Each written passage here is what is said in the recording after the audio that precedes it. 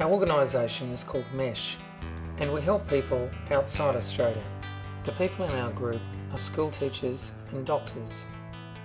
Doing something for a friend is great, but teaching them how to do it is even better. That way, they don't have to wait for you to come back and help next time. They can do it anytime they want, and they feel smarter. If your friend then teaches you something, it makes them feel even better. Sharing helps people trust and respect each other. We think that teaching like that helps people to learn faster and become more confident. So that's what we do. In 2009 we went to DaLat, Vietnam for the first time, and this year we went again. Many people in Australia either gave us things or helped us raise enough money so we could buy things for the children and their families. This girl has really bad scars from a burn she had when she was younger. Her mum used to use bandages to make the scars better, but they kept falling off. An Australian company gave her a special suit, and it's really helping. The students at the blind school at Gwangju love playing music, and they're really good at it. These guitars were given to them by some really generous people in Newcastle. Happy birthday. We left Australia with 19 bags full of gifts. Giving them to our Vietnamese friends is a bit like Christmas. Harry Potter. We're very lucky that people care so much. We also had enough money to pay for the children's costs at the hospital. Before you go on a long trip, there's a lot of planning to be done. It's a bit more difficult in Vietnam because most people don't speak English and we don't speak Vietnamese.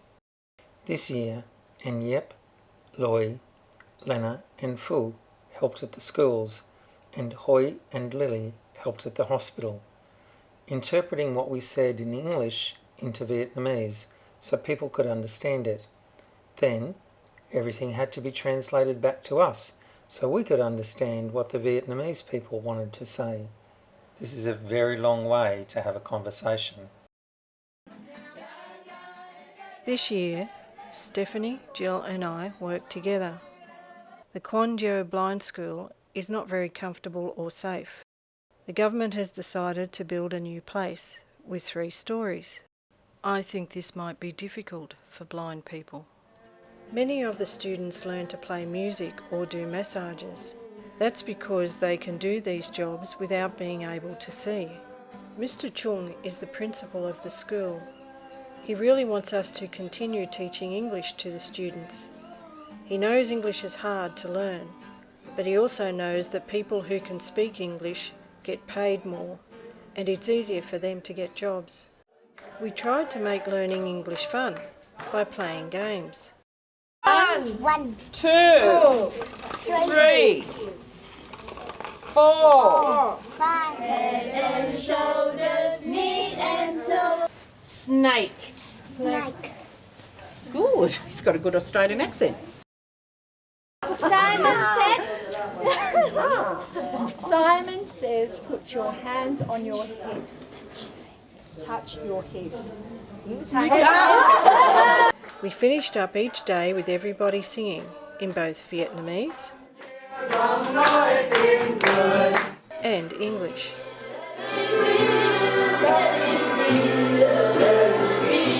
Before we went home, most of our students had learnt to say things like their names and where they came from. I live in DaLat. The adults could have simple conversations like saying what they had for breakfast. It was great seeing their confidence grow over the 2 weeks. Their friendship and trust makes us feel very humble. We also went to 2 other schools. One had 15 blind boys with behaviour problems. We spent each morning with them playing games and singing songs. They love the feel of Play-Doh in their hands. The parents of the 50 children at the other school can't afford to pay for bus fare or school fees. The nuns at the school give free food and lessons and give them beds to sleep on. However, they are not very comfortable and the buildings are falling down. We asked the principals if there was anything we could buy for them. They made up a shopping list and we all went to the markets. We bought lots of things.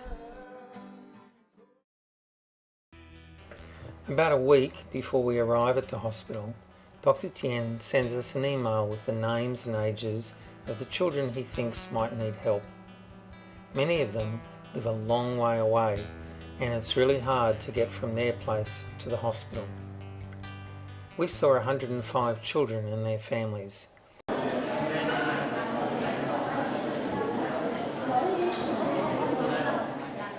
Which means lots of different bits of paper with names on it.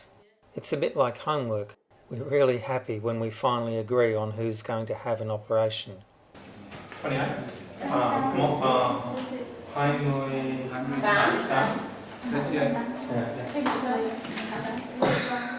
It can make you feel a bit crazy. Even though this girl's chest lump is huge, it's actually really easy to treat by an injection. If we'd known to bring the injection, we wouldn't have had to send her away. There are other children who come to see us and don't need an operation. They have to make the long journey all the way home again. Next year, some other Australian doctors are going to come to DaLat before we come. They'll see the children in their home villages and help us to decide who to operate on and what to bring before we leave Australia.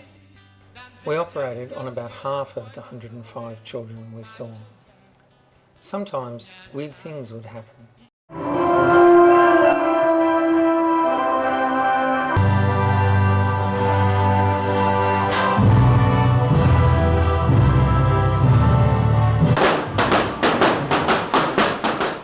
What was that? Well, one Monday one of the nurses got married, so we stopped operating and went to the wedding. Teaching and sharing ideas was great.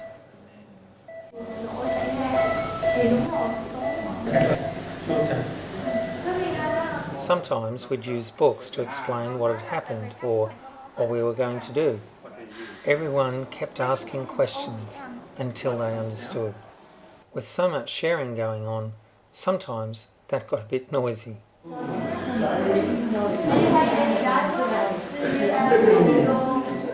When you and your family see a doctor in Australia, there's no one else in the room.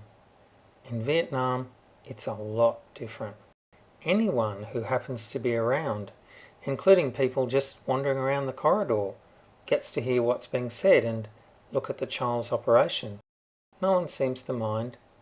Students think they're the only ones who have to do tests, but when you're a teacher, you also have to do them.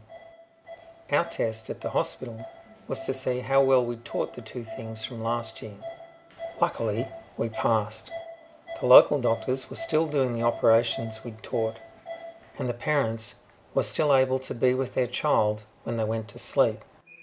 You might think that's not special, but even in the big cities in Vietnam, parents aren't allowed to do this. We also passed the test at the blind school. The students had remembered some of the songs and words from our last visit, and they taped the lessons so they could practice after we left. Loy has kept teaching every Saturday afternoon. There are many people to thank. The children, the hospital doc who helped the children feel safe, all our friends at the hospital, and the blind school, and the Australian people who've helped us in the past or are still helping.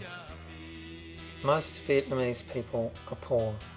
Many live on farms and dry rice by the side of the road. They have crazily complicated phones. When you go away, when you go away here, you leave here one symbol. One symbol. Yes. Yes. What? I call John Shippo. Every time when you say okay, yes. Yeah. A lot of people imitate you. We've made friends and a good start in DaLat, and we'd like to keep going.